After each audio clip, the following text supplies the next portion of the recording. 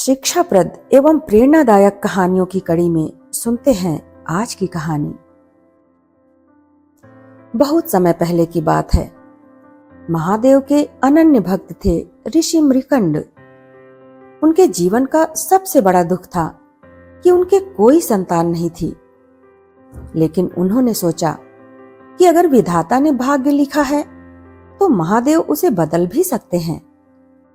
इसी विश्वास के साथ ऋषि मृकंड ने भगवान शिव जी की घोर तपस्या शुरू की।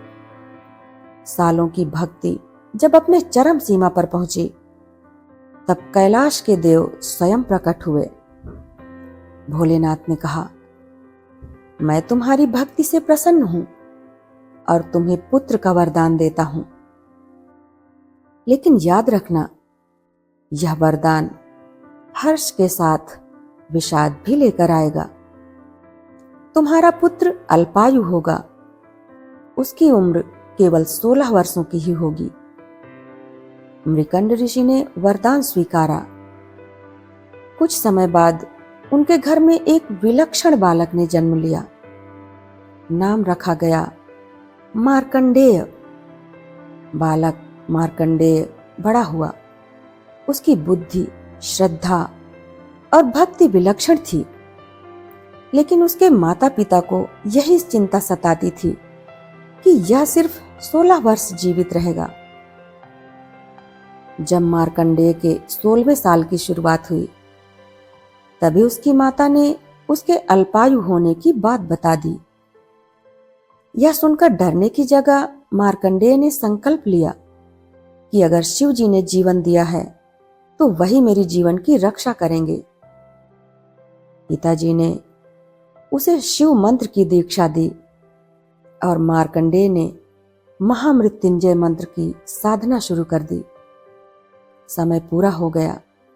शोर मचाते हुए यमदूत उसे लेने के लिए आ गए। लेकिन जैसे ही वह मंदिर में पहुंचे तो उन्होंने देखा कि बालक गहरे ध्यान में शिवलिंग से लिपटा हुआ मंत्र का जाप कर रहा था।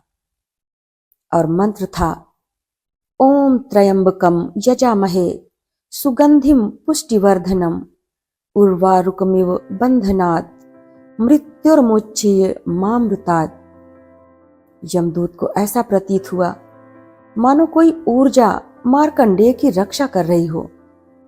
वह डर करके लौट गए और यमराज को सूचना दी कि प्रभु, बालक तो स्वयं महाकाल की शरण में है, हम उसे छूने की हिम्मत भी नहीं कर सकते।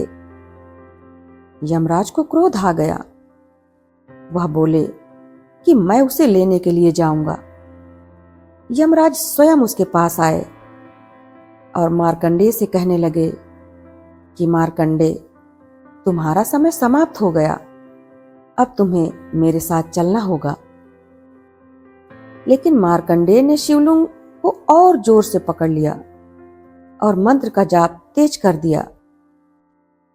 यमराज ने क्रोध में आकर जैसे ही उस बालक को ले जाना चाहा, मंदिर में एक भयंकर गर्जना हुई। अचानक शिवलिंग से प्रचंड प्रकाश फूटा और प्रकाश से स्वयं महाकाल प्रकट हुए और कहा, तुमने मेरे भक्त को छूने की हिम्मत कैसे की? यमराज ने झुककर हाथ जोड़कर कहा, प्रभु, मैं तो अपना कर्तव्य निभा रहा था। महाकाल ने कहा, यह मेरा परम भक्त है, मैंने इसकी मृत्यु का समय बदल दिया है।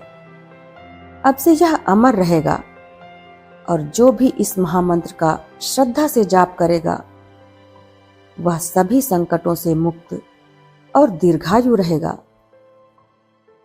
यमराज ने हाथ जोड़ करके कहा कि हे प्रभु, आपकी आज्ञा सर्वोपरि है और आज से जो भी इस महामृत्युंजय मंत्र का जाप करेगा, उसे मैं अपने भय से मुक्त करता हूं। दोस्तों, महामृत्युंजय मंत्र ऐसा है जो मृत्यु को भी पीछे धकेल देता है। आज भी जब कोई इस मंत्र का जाप करता है तो महाकाल को प्राप्त करता है। यह मंत्र जीवन और मृत्यु के बीच में एक दिव्य पुल की तरह काम करता है। अगर आपको भी किसी संकट से बचना है, जीवन में किसी भी भय से मुक्त होना है, तो महामंत्र का जाप अवश्य कीजिए। हर हर महादेव। प्रभु की कृपा आप सभी पर बनी रहे। धन्यवाद।